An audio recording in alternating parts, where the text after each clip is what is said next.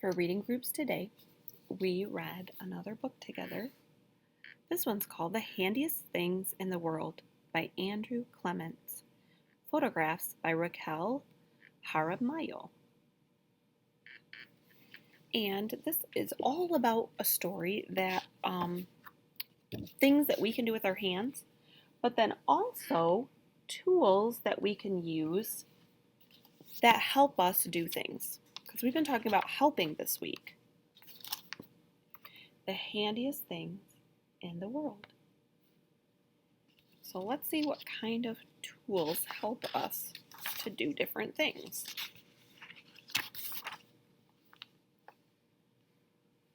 Of all the handy things there are, the hand itself is best by far. To grab, to hold, to pull, or twist, the hand itself is handiest. But other things are handy too. Just look around, you'll see it's true. Which things are handiest for you? It depends on what you need to do.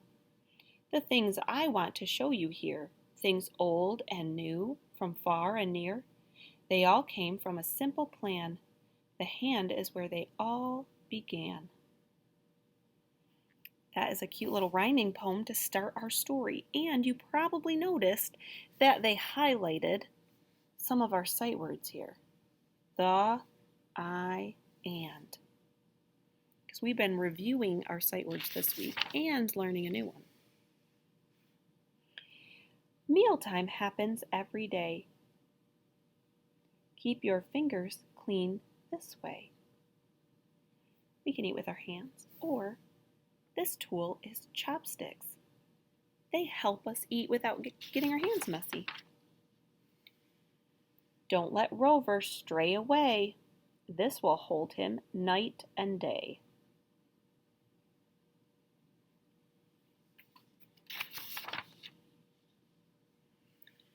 Five, 6, 7, 8, 9, 10. Add, subtract, then add again.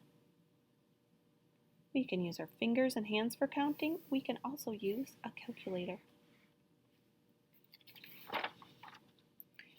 Zig, zag, flit, flap, hard to get. Catch 'em with your handy net.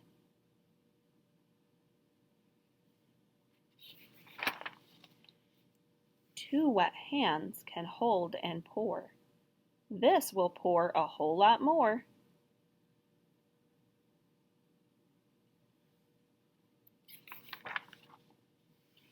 Raindrops falling from the sky. This will help to keep you dry.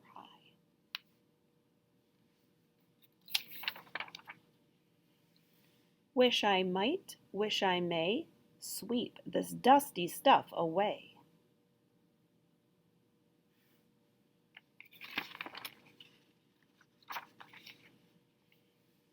Handmade shade for squinty eyes, but this will help with sunny skies.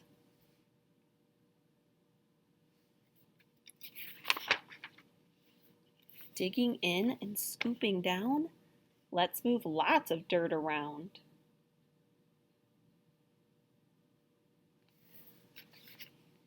You can dig with your hand or a shovel. Tidy is the way to be. This will help enormously. It's hard to brush your hair with your fingers. It's better to use a comb or brush. Flap a hand to make a breeze. Push more air with one of these.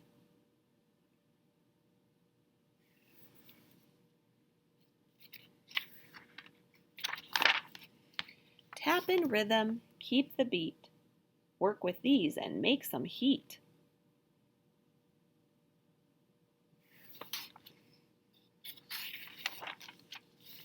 What's the width, the length, or height? These things always get it right.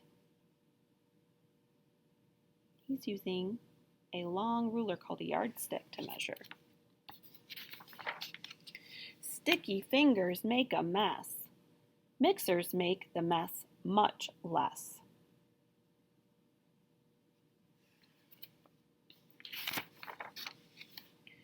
Waves will wash these words. Write this way and words will stay.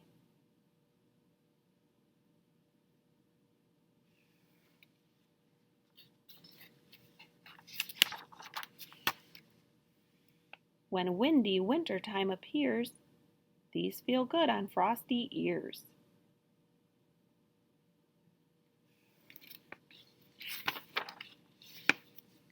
10,000 years have come and gone. Our hands keep working on, and as the future years unfold, new handy tools will grip or hold. Whatever we may need to do, one fact remains forever true. For sharing love with tenderness,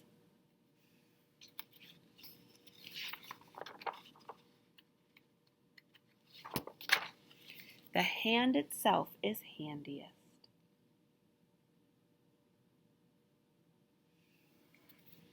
Now in the back of this book there's another short story. It is a tale from Eastern Europe. It's been around a long time. It's called Stone Soup. Maybe you've heard it before. There's lots of different versions of this story, so maybe you've had one read to you before, or you've read one before. I think they might even have one of these stories on Epic. Long ago, the people in one village had very little food. They didn't have enough food to share with their neighbors. One day, a traveler appeared in the village square. The traveler asked each villager, "Please, may I have some food? I have not eaten for many days." But the villagers said they had no food to share. Finally, the traveler said, "In that case, I will teach you how to make soup from a stone." He took a small stone from his pocket. "Soup from a stone? Impossible," said the villagers, but they were very curious. "First, we need a large pot of water. We're going to heat it over a fire," said the traveler. And he dropped the stone into the pot. The water boiled and bubbled. The traveler tasted the soup. Delicious," he said. "A pinch of salt and some parsley would make it taste even better, though." "I think I can find a little salt and some parsley," said a woman. She hurried off and came right back, and put the salt and the parsley into the pot. The soup boiled and bubbled.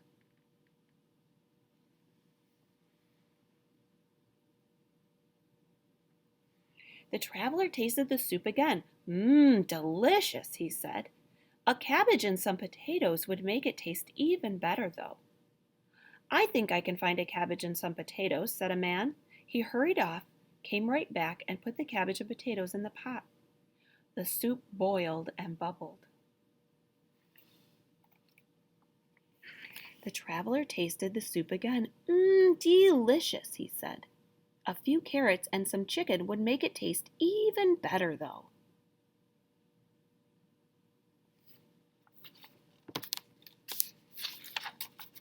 "I think I can find a few carrots and some chicken," said a woman.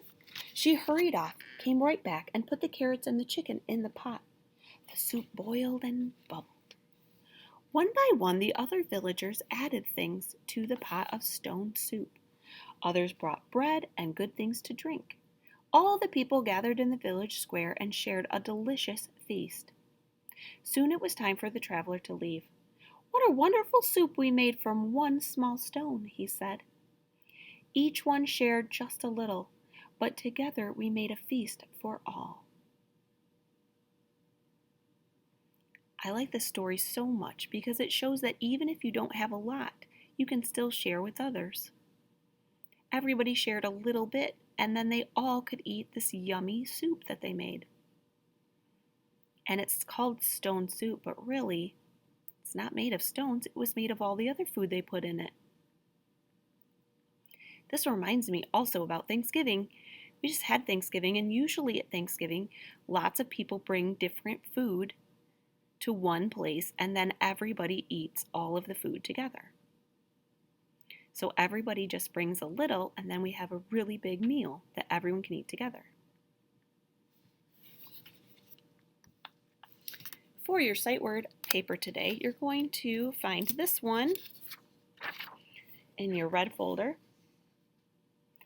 I'm not sure if we've done one of these before, so let me tell you about it. Here's our word we're working on, see, S-E-E. You're going to trace it 3 times. You're going to spell it. That means you're going to write one letter for each box, S-E-E, S-E-E. And then down here, you have to color the pictures inside the letter that have the same beginning sound. So this is S. So anything that starts with S, you're going to color, like sled or slide. Moon starts with M, so you're not going to color that.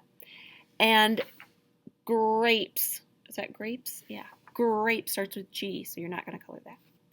Same with your E's, you're going to only color the pictures that start with the E sound. When you're finished, you're going to cut out these letters and you're going to glue them in the right order. The next thing that you can work on is another Send Home Center. This one is called Bear Den Final Sounds. It should also be in your red folder. This is talking about the ending sound of a word, the last sound that you hear. Not the first sound or beginning sound, but the last sound. Remember how we tap out the sounds on our arm. Beginning sound, middle sound, ending sound. So these are all going to be the last sound that you hear. So if I have the word can, k, a, n, the ending sound is n. So that's what I'm going to pick. So we have all these different bear caves or dens that have the ending sounds. Then we have to match the bear that goes in there. So your other page is this one. Remember, you can color them and cut them out and then match them. So let's see, we have, which one do I want to use? Ooh, this one, box. B-a-x. The last sound in box is x, and the X makes that sound. So the bear with the box is going to go in this den. Clock. Clock. Clock. The last sound in clock is k. So it's going to go in this den. So color them, cut them out, and make the matches with the last sounds.